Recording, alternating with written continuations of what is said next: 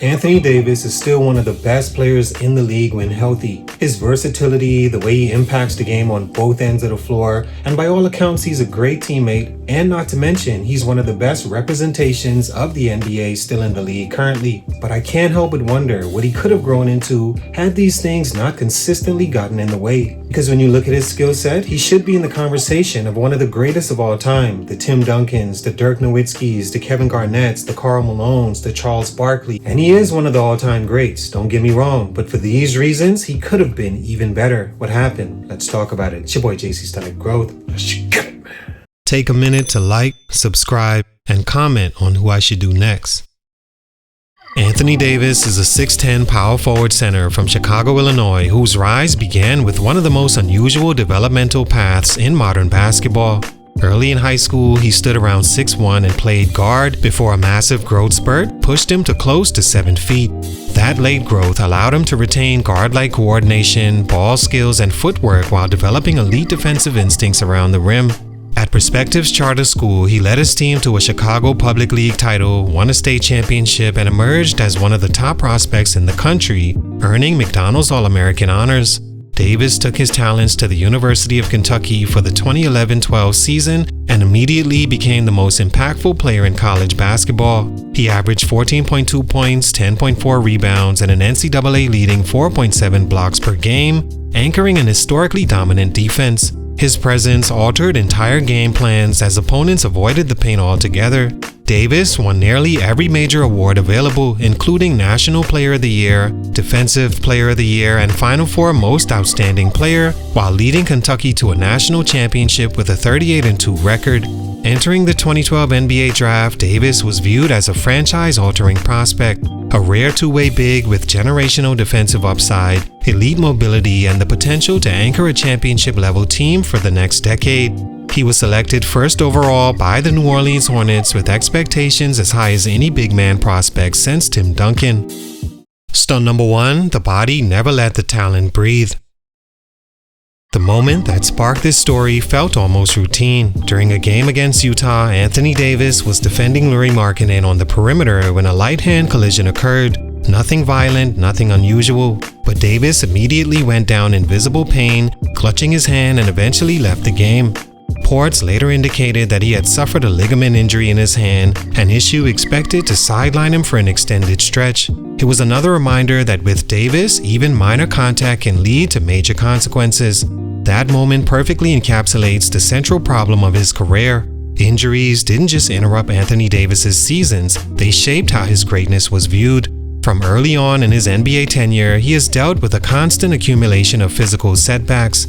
Ankle sprains, knee soreness, shoulder injuries, back tightness, finger fractures, foot issues, and repeated lower back problems that forced him in and out of lineups. Rarely was it one catastrophic injury that permanently robbed him of athleticism. Instead, it was the frequency that became damaging. Davis would look like the best two-way big man in basketball for long stretches, dominating defensively, scoring efficiently, and controlling games, only to miss time, return on minutes restriction, or play through visible discomfort.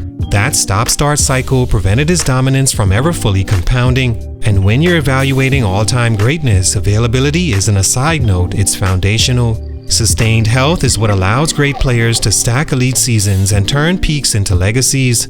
This pattern hurt most during his prime. In New Orleans, just as Davis reached the age where franchise stars typically define long-term dominance, his seasons were frequently shortened. Even after moving to Los Angeles and winning a championship in 2020, a run that showcased exactly what a healthy Anthony Davis could be, injuries quickly returned to the forefront. Instead of building on that momentum, the following seasons were again marked by uncertainty. Injuries repeatedly turned what could have been sustained control into isolated moments. The talent was undeniable. His body simply never allowed it to breathe long enough to become permanent. And this is where the conversation changes, because when a player's body won't cooperate, everything else becomes secondary.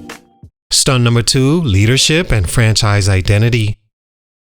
For Anthony Davis, the issue was never effort, professionalism, or commitment. By all accounts, he's a respected teammate, coachable, and easy to play with.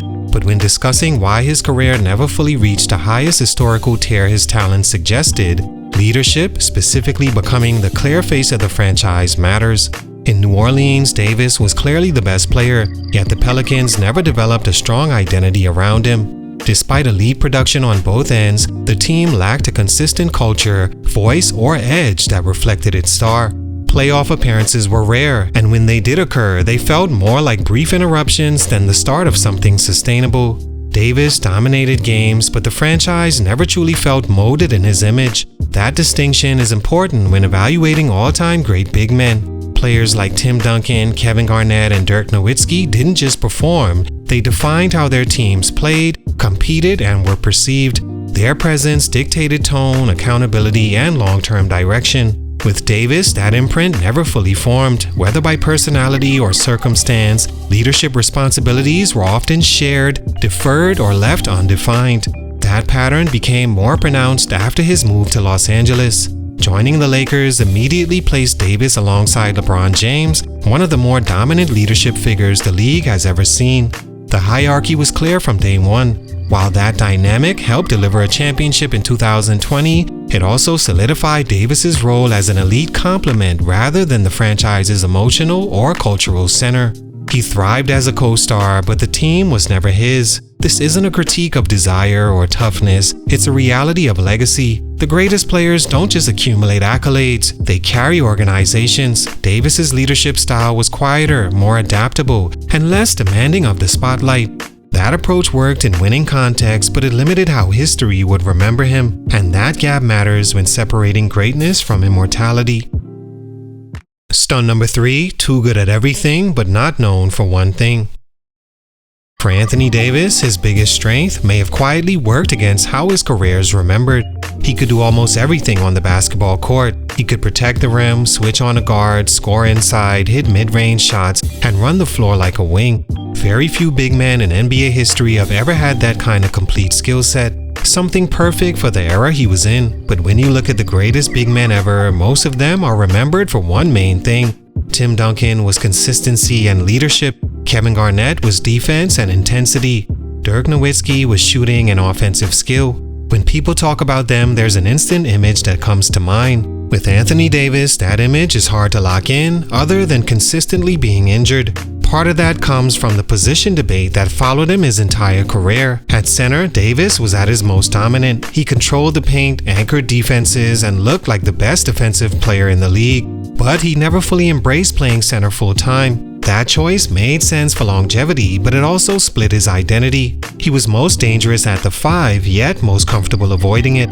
Because of that, Davis was always adjusting instead of imposing. He fit into systems perfectly, but rarely became the system. He wasn't forced to carry a single role night after night, and while that helped teams win, it made his legacy harder to define. Being able to do everything usually helps players, but at the very top, dominance matters more than flexibility.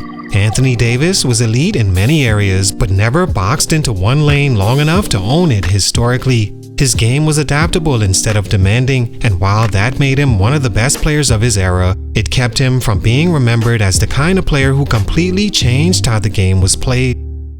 All in all, this isn't a story about failure. Anthony Davis is an all-time great, and that's not up for debate. When you look at his skill set, two-way dominance, versatility, defensive impact, it's clear he had the tools to be mentioned with the very best big men the game has ever seen. But careers aren't judged on what could have happened, they're judged on what happened. Injuries kept interrupting momentum, leadership was never fully his to own, and his versatility, while elite, never solidified into one defining legacy. That doesn't make his career disappointing, it makes it complicated. Anthony Davis gave us greatness in flashes and reminded us how great his skill and his talent really was. And in the end, he'll be remembered as one of the greatest of his generation, just not one who defined it like many expected. Salute, much respect, but for these reasons, his growth, even though I hesitate to say it, was stunted. It's your boy JC Stunted Growth. I'm out.